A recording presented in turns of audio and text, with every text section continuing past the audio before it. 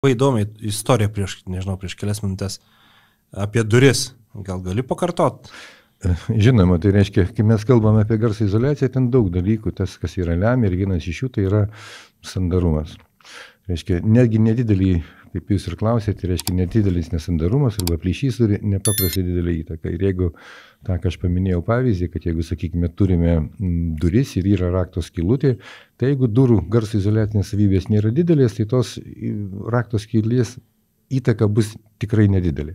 Bet jeigu garso izoliacijos durys turi gerą garso izoliaciją, 50 decibelų, tai yra labai gera durų garso izoliacija, tai ta nedidelė rakto skylutė, kuri ten sudaro 100 ar 1000% viso ploto dalis, gali sumažinti durų garso izoliaciją nuo 10 iki 20 decibelų.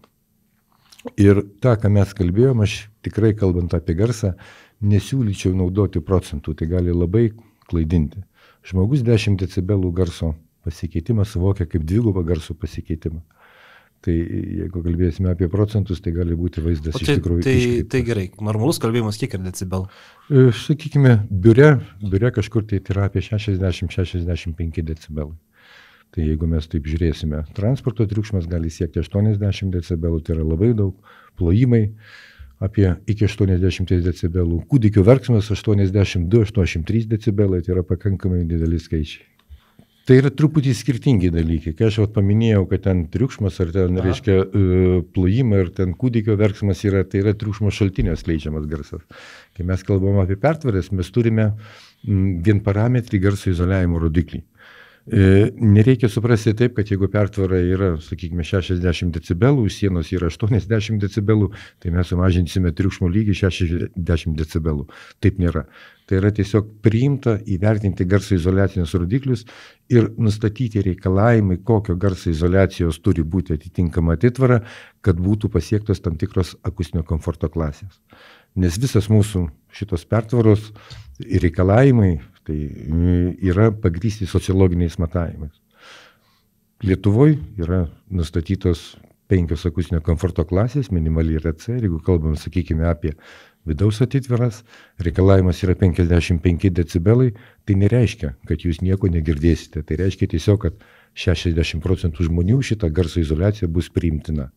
30 sakys, mums yra prastokai, 10% sakys, kad tai yra mums tikrai blogai. Tai yra labai subjektyvus dalykas, tai yra labai skirtingi žmonės šitą dalyką suvokia. O aš kaip sensiu, tai man su garso to suvokimu kaip netaip įkyrės, ar atvirkščiai kaip tik bus... Supratau klausimą. Iš tikrųjų, mūsų klausa silpsta nuo 40 metų, labai grubiai yra skaičiuojama, kad nuo viršutinės garso girdėjimo ribos, teoriškai skaitoma, kad mes girdime iki 20 000 hercų. Aš abejoju, ar taip visi žmonės girdi, turbūt nedidelis procentas. Maždaug kas metai po 500 hercų mes girdime prašiau. Tai yra natūralus senėjimo procesas ir mūsų klausa bėgant metams silpnėja ir silpnėja ganėtinai greitai. Žmogus skaito, kad girdėjimo ribos yra nuo 20 iki 20 000 hercų. Faktiškai mes girdime kažkur tai galbūt nuo 100-150 hercų iki 14-15 tūkstančių. Tai čia yra tikrai labai gera klausa.